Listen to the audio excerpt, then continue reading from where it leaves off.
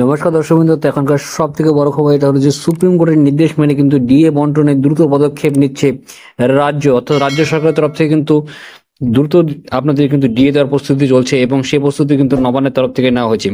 রাজ্য সরকার অলরেডি কিন্তু আপনারা জানেন বিভিন্ন দপ্তরে থেকে খোঁজ খবর নিচ্ছে যে কোন কোন দপ্তরে যারা কর্মরত কর্মীরা রয়েছেন এবং অবসরপ্রাপ্ত কর্মীরা রয়েছে তাদের মোট মিলিয়ে কাদের কারা ডিএ পাবেন এবং তাদের একটা লিস্ট করছেন এবং লিস্ট করার পরে কোন খাতে থেকে কতটা টাকা সেটা সঞ্চয় করা যায় এবং দেওয়া যায় সেই প্রস্তুতি কিন্তু নবান্নের তরফ থেকে এবং রাজ্য সরকার তরফ থেকে নিচ্ছে। আপনাদের সকলেই জানেন যে আপনাদের ডিএ দেওয়ার জন্য কিন্তু সুপ্রিম কোর্টের তরফ থেকে 6 সপ্তাহের মধ্যে 25% ডিএ কিন্তু দেওয়ার ঘোষণা করা হয়েছে এবং সেই ডিএটি রাজ্য সরকারকে দিতে হবে। আদালত অবমাননার মামলা তাহলে কিন্তু আবার কঠিনতম সমস্যায় পড়ে যাবে, তাই আপনাদের 25% ডিএ খুব শীঘ্রই কিন্তু ঘোষণা হতে চলেছে এবং আপনাদের জুন মাস আছে, জুন মাসে কিন্তু এখানে আপনাদের কিস্তিতে কিন্তু ডিএটি ঘোষণা করা হবে এবং প্রশাসনিক দপ্তর থেকে কিন্তু তৎপরে জোরদার ভাবে কিন্তু কাজ চলছে।